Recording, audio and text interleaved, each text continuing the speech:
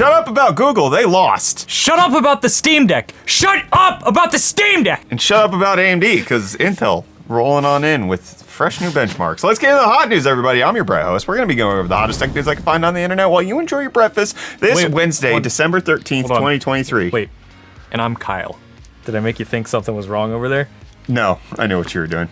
And so I didn't stop. I kept going, which is exactly what Epic decided to do. After they lost their lawsuit with Apple, they said, hey, what if we sued Google as well and try to make them pay for taking us off the Android Google Play Store? And it just came in that Epic Games has won. They won the lawsuit unanimously, with Epic coming out and Tim Sweeney saying that this is a win for all app developers and consumers around the world. So the reason that this is different versus the Apple lawsuit is the fact that the Google lawsuit happened to be held where the jury got to decide who was going to win, and with Apple, a judge got to decide who was going to win. That's part of the difference. Additionally, one of the things that made this all different was the fact that Google does allow alternative Play stores to be used on Android. Yeah. And it also kind of went against them because they had paid other companies to not develop app stores. Like Activision Blizzard got paid $360 million from Google to not develop their own app store. So they were shown to be anti-competitive. Even though they allow it, they weren't doing it properly. So a jury unanimously sided with Epic Games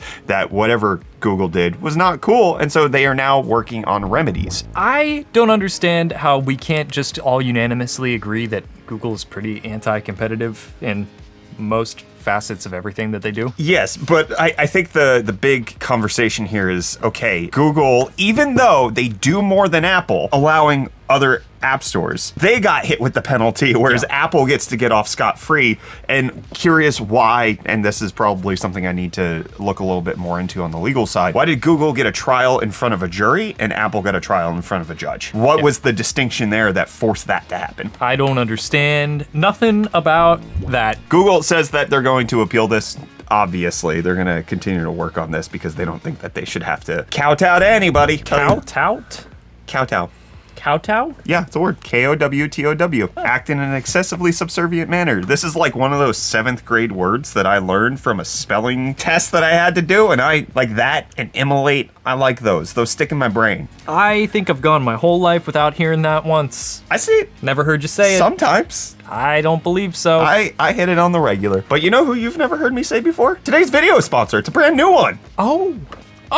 Today's video is sponsored by Vanta. Vanta is a compliance automation and trust management platform that helps businesses of all size manage risk, improve security in real time. Being responsible for security at a startup can be overwhelming, and that's where Vanta's continuous monitoring comes in. Vanta automates compliance monitoring for your most critical programs and workflows. By streamlining vendor security reviews and asset discovery, you can quickly find and eliminate points of unauthorized access and proactively address potential threats. And because Vanta automates up to 90% of the work for SOC 2, ISO 27001, and more, you'll be able to focus on strategy and security, not maintaining compliance. You can see why over 6,000 companies like Chili Piper, Patch, and Autodesk use Vanta to manage risk, improve security in real time.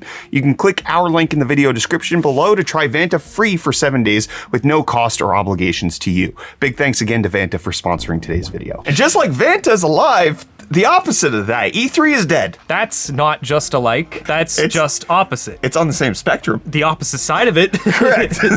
E3 has officially announced that after 2 decades, 28 shows, I believe, it is now over. The time has come to say goodbye. This is after it was canceled in 2020. They had a virtual event in 2021. It was canceled last year, and now it's forever canceled. Super canceled. It's basically been gone for years. Is it not special in your heart? It was once upon a time. Yeah, you have Summer Games Fest from Jeff Keighley, and then you also have the Game Awards, which is just like a gigantic ad, which is all E3 ever was. And both of those replaced the need for E3. Live streaming became more popular, and big companies learned how to just kind of announce their own stuff. They don't need that platform. They did. Did they become sentient? I don't know. They decided that, oh, hey, look, we don't need to do this around a specific event. Except for, like, with the Game Awards that just happened, one of the things that I was seeing commentary about was don't expect any Sony announcements because Sony is too good. And Sony announced God of War Ragnarok Valhalla and The Last Ronin. Or two Ronins.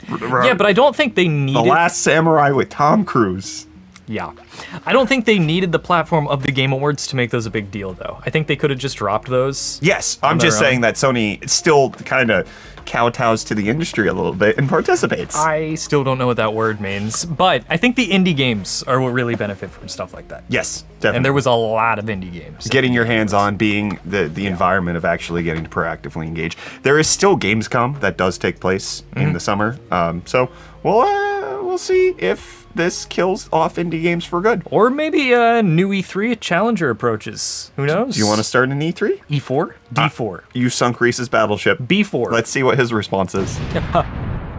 Yo, welcome back to UFD Deals, bringing the hottest tech deals out on the internet, and today we've got a couple of deals targeting that $100 price range. Starting off with this Be Quiet Pure Base 500DX Mid-Tower ATX case, available in white for only $79.90, making it $30 off. But then next up we have this Beyerdynamic MMX 150 gaming headset, which looks gorgeous for only $99.99, making it $49.01 off. And then lastly we have this Acer Nitro XF243Y, which is a 24-inch 1080p 180Hz IPS gaming monitor for only $109.99, making it $90 off. And with that, the deals are done. You can find these and more linked in the video description down below. But until next time, I'm gonna hand you off back to Brett and Kyla for the rest of your hot news. Cheers. Hey Reece, I got a deal for you. I want to make this deal with literally everyone. Shut up about the Steam Deck. Sorry, and was the so harsh PlayStation earlier. Portal. Yeah, that was a lie. So this is news that's coming out that the Chiaki PS5 Remote Play that people use on the Steam Deck and otherwise actually now supports native HDR. So you can have HDR output on something like the Steam Deck OLED, and you can take use of that 1000-nit bright display, which is great. You can also use it on the regular Steam Deck if you connect this to an HDR display. So it does, like, the app is definitely more robust. I thought, just total side note, and this is me asking you, not even just on camera, I thought that it didn't have the full capacity of the brightness if you were in HDR mode or something. Like, what? Or do I have that backwards? Like, I thought it was 1000 nits brightness. In HDR mode. I thought it was when not in. No, SDR 600. Okay, never mind. Okay. But the reason I'm saying shut up is because in this article and in every single mention that I've seen about Chiaki supporting HDR, they bring up the PlayStation Portal. And they're like, PlayStation Portal can't support HDR. Yeah, because it's a $200 device with a $70 controller attached to it. They didn't get a special display. You want an HDR capable Steam Deck, you're paying 550 bones. That's a lot of dosh. That's $150 more than the non-HDR version of the Steam Deck. It costs a lot of money to get a really highly capable display. Of course, the Portal at $200 is not going to support it. Stop expecting it to. Why do people want the world for 200 bones? That's almost as many bones in my body. It actually is very close. You're right. Yeah.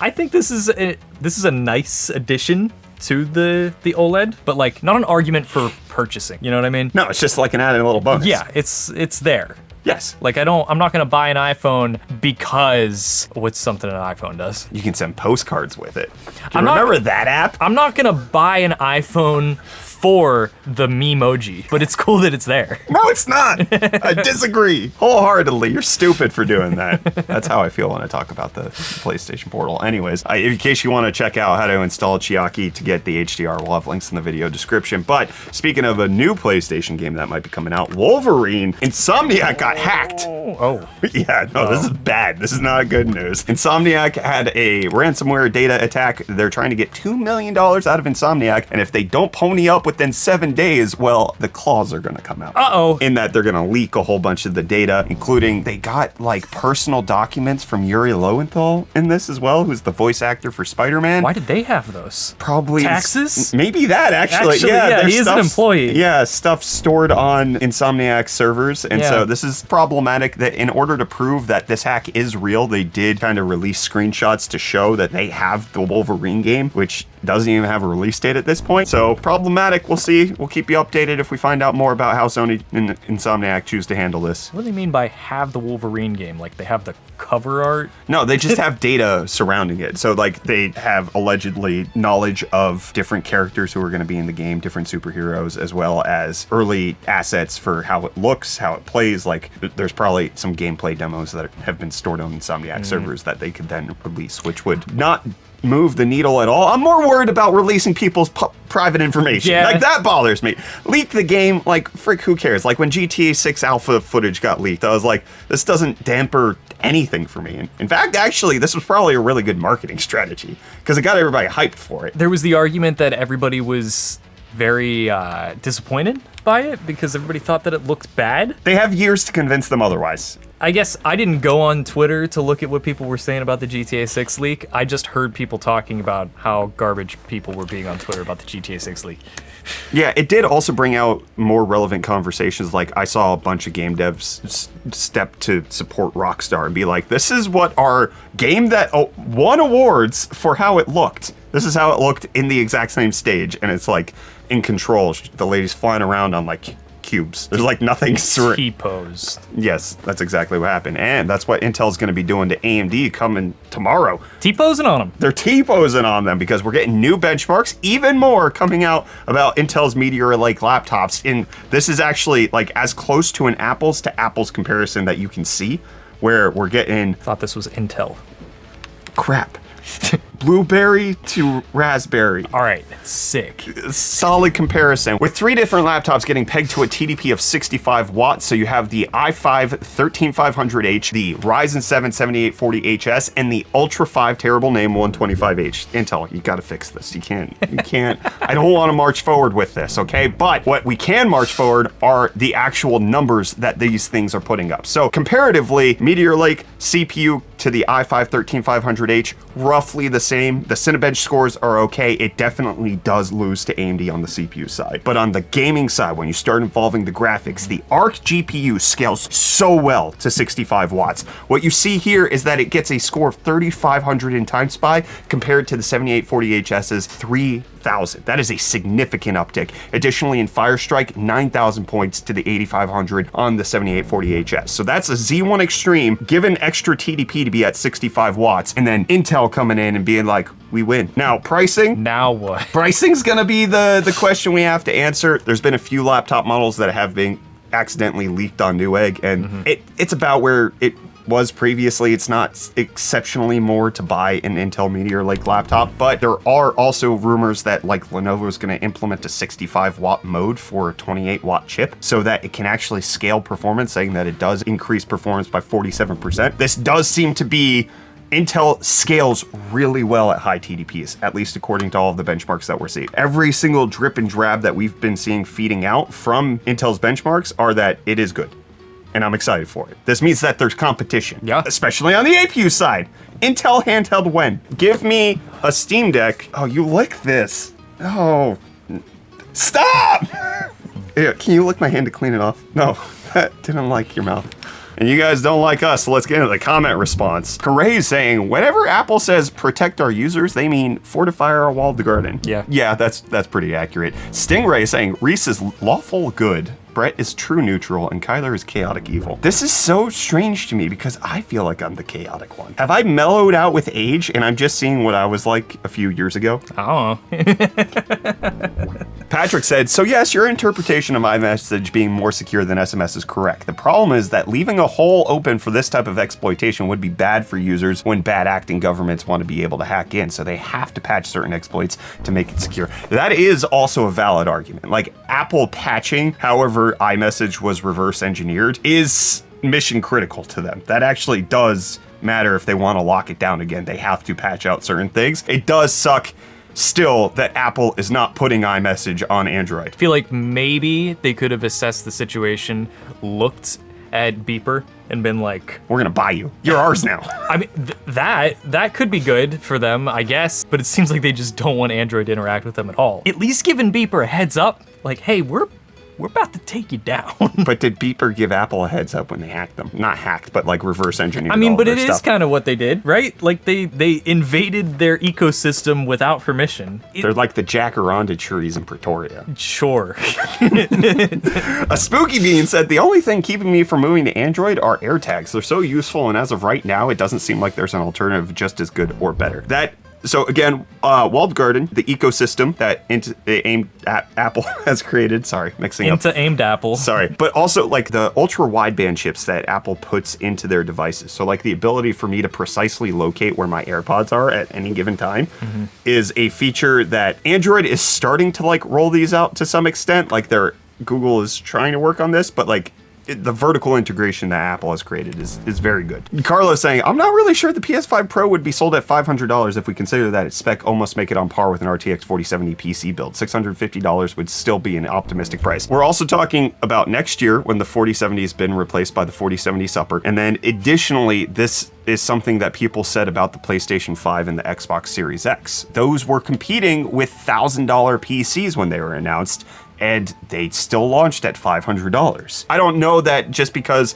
the comparable PC is an X amount of price that Sony can't sell the PS5 Pro at $500, especially when it is a loss leader for them. They lose money initially when they launch these big consoles. Then we have someone saying, if slim PS5 costs $500, so is Impossible for Pro costs $400 to $500. It will be around $800. I don't think it'll be $400. It definitely has to be $500 plus, but one of the things that is different is the PS4 Slim and Pro launched concurrently. So the Slim had to be cheaper, otherwise the lineup didn't make sense. What happened now is the Slim launched earlier than the Pro. And so Sony gets to make all of that extra cash right now because you're not gonna buy anything else. And then when the Pro launches, they could easily launch it at $500 and drop the Slim down to the $299 mark. They can do that, and they're earning all of the money on the Slim right now for the next year. Yeah, Sony also has like proprietary hardware for things. They can work with manufacturers to like, it's not like they're spending the street price of a gigabyte graphics card to put into their console. You know what I mean? What is the street price of a gigabyte graphics card? At least 3. Matt saying, I still don't buy the Series X is the refresh bit from Xbox. Phil Spencer wants to keep moving consoles and grow market share. The idea that there is a newer and better Xbox just over the horizon would only make potential buyers more likely to hold off on jumping into the ecosystem. I bet money we see a refresh in Q4 2024 or more likely sometime in 2025. Listen, I'm with you, Matt. I think that was a ridiculous statement by Phil Spencer, but then do you know what happened? Xbox's roadmap got leaked, and they are planning on doing a refresh of the Series X, but they're not making it faster. They're just launching a new console, and I think they're turning it into a cylinder, if I remember correctly. Like, it's not a box anymore. Not a Comcast router. Yeah, so the leaked documents from Microsoft that came out during the Activision Blizzard acquisition show that they are doing a refresh, but it's not a more powerful console. It's just, hey, look at our new shiny thing that's exactly the same. Like all those refreshes they did of the 360. Did they? I don't. Like, because the first one was so broken with heat issues, they like redesigned hardware. Okay. Layout and design and stuff. There's like 12 different 360s. Oh. And I don't know if any of them were actually different. Were any of them no scopes? Malignant says, in my office, listening to my breakfast in the background when I hear Brett say raw dogging. I pause the video, look around to ensure nobody else heard that, and then look through my bag for my Bluetooth earbuds. Hot news, the latest updates in the world of technology, and your ticket to an impromptu meeting with HR. We're a PG-13 show. I'm telling HR. Also, raw dog and green bubbles is what I said yesterday. Raw dog, raw dog, raw dog. So now you put in your headphones. Good strategy. Yeah. It's like that guy who watched our Twitch stream and said, now I have to turn you guys down because people at the grocery store are looking at me funny. Why are you watching Twitch out loud in the grocery store? Consume us privately. Put Please. me in the depths of your ear canals and let me serenade your brain. Shauner says, Kyler's laugh at the end scared me a little, not gonna lie. Is that A770 okay? Doesn't need to see a therapist. Brett, whenever I was doing that 360 no scope bit, my shoe got caught. Oh my goodness. I don't know how this happened. Kyler is trapped. Take off your shoe. No. You're gonna break the stool. I'm gonna break my shoe. There we go. Oh my goodness. Oh my. Well,